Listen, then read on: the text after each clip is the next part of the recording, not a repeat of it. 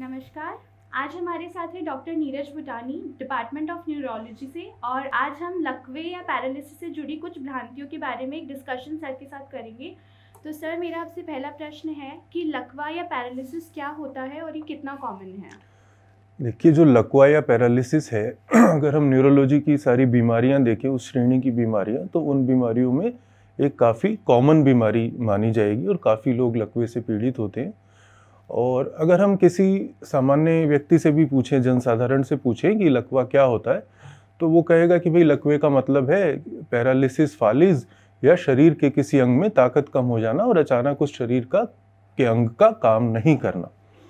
तो ये काफ़ी हद तक ठीक भी है। जो लकवे का अर्थ ये होता है कि आपको किसी अंग में पैरालिसिस या उसके काम करने की क्षमता कम हो जाए। ये आपको आधे अंग में भी आ सकता है, जैसे एक हाथ या एक पाँव में, दोनों पाँव में भी लकवा आ सकता है, दोनों हाथ दोनों पाँव यानी चारों हाथ पाँव में भी आ सकता है, कई बार चेहरे में तिरछापन भी आ सकता है और ज़बान में भी लकवा आ सकता है। तो ये जो है, लोग भी इस चीज़ को समझते हैं और यही इसकी एक सामान्य डेफिनेशन है लकवे की। जी सर, तो अब हमें बताइए कि लकवे से जुड़ी कुछ कॉमन भ्रांतियाँ क्या हैं? जी, जैसे मैंने बताया कि इतना तो सब समझते हैं कि लकवा क्या है, पर लकवे से जुड़ी सबसे कॉमन भ्रांति या मिसकंसेप्शन ये है कि लोगों को ये मालूम नहीं है कि लकवा एक रोग नहीं है, लकवा एक रोग का लक्षण है। अब आप कहेंगे दोनों चीज़ों में अंतर क्या है? तो दोनों चीज़ों में अंतर ये है कि रोग का लक्षण होने का अर्थ ये है कि लकवा जो है कई प्रकार की बीमारियों का या कई प्रकार की डिजीजेस का मैनिफेस्टेशन हो सकता है, या लकवे के पीछे अनेक कारण हो सकते हैं। लोग समझते हैं लकवा हमेशा एक ही किसी कारण से होता है।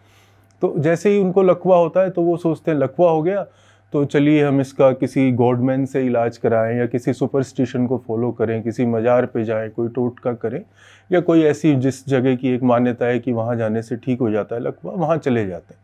जबकि ऐसा नहीं है। लकवे के बहुत अनेक कारण होते हैं। जैसे आप ब्रेन में देखो तो ब्रेन स्ट्रोक जिसको हम कहते हैं, ब्रेन की नस का रुक जाना, उससे भी आपको लकवा आ सकता है। ब्रेन हेमरेज हो गया, नस फट गई तो भी आ सकता है। आपको हेड इंजरी हो गई, एक्सीडेंट हो गया तो भी लकवा आ सकता है। उसी प्रकार से स्पाइनल कॉर्ड या मेरू रज्जु या रीढ़ की हड्डी से संबंधित कोई बीमारी हो, उसमें सूजन आ जाए या वो एक्सीडेंट में डैमेज हो जाए तो आपको लकवा आ सकता है।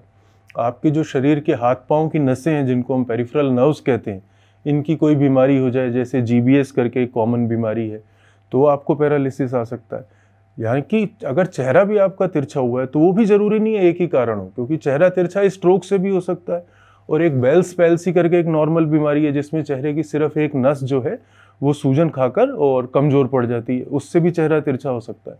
तो लोग ये नहीं समझ रहे हैं कि लकवा जो है उसके पीछे कई कारण होते हैं, और जैसे ही लकवा हो तो सबसे पहला काम यह है कि उस कारण को पहचाना जाए और उस कारण का इलाज किया जाए, तभी लकवा ठीक हो सकता है। सर, तो जैसे आपने कहा कि लकवे से जुड़े कई अंधविश्वास हैं जो सालों से चले आ रहे हैं, तो आपको क्या लगता है इसका क्या कारण है इन अंधविश्वासों का? देखिए, अंधविश्वासों का कारण ये है, कुछ तो पुरानी मान्यताएं हैं जिसकी वजह से होता है, और कुछ हमें ये चीज़ भी समझना ज़रूरी है कि हमारा जो शरीर है उसमें एक रिपेयर की एक अंदरूनी क्षमता है। कोई भी आपको बीमारी होगी तो शरीर उसको बिना इलाज के भी अपने लेवल पे कुछ तो रिपेयर करेगा। तो जैसे आपको लकवा हुआ मान लीजिए तो 25% कॉजेज़ में लकवे के ऐसे होंगे जो ज़्यादा सीरियस नहीं होंगे, या बॉडी में इतनी क्षमता होगी कि वो लकवा बिना किसी इलाज के भी कुछ हद तक या कई बार तो पूरी तरीके से उसको ठीक कर सके। जैसे मैं आपको एग्जांपल दूं कि जैसे मैंने बेल्स पैल्सी का एग्जांपल लिया।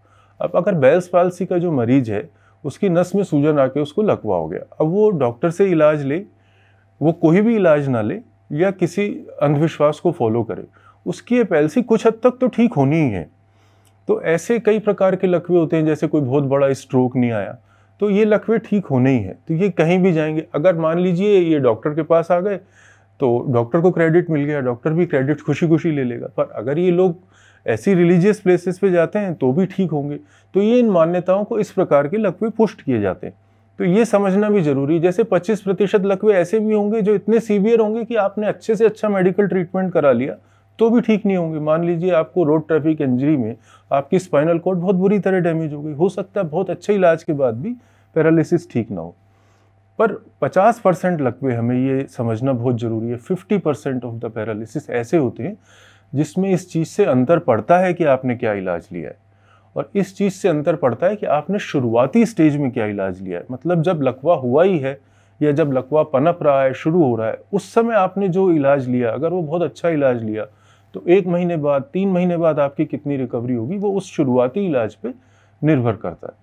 तो इसलिए हम ये कहना चाहते हैं कि जब भी पैरालिसिस हो, खासतौर पे अर्ली स्टेज में, आप कभी ये ना समझें कि इसका एक ही कारण होता है। सबसे पहले मेडिकल हेल्प लें, उसका कारण पता चले और उस कारण का इलाज हो, तो आप बहुत सारे लोगों को परमानेंट अपंगता से बचा सकते हैं।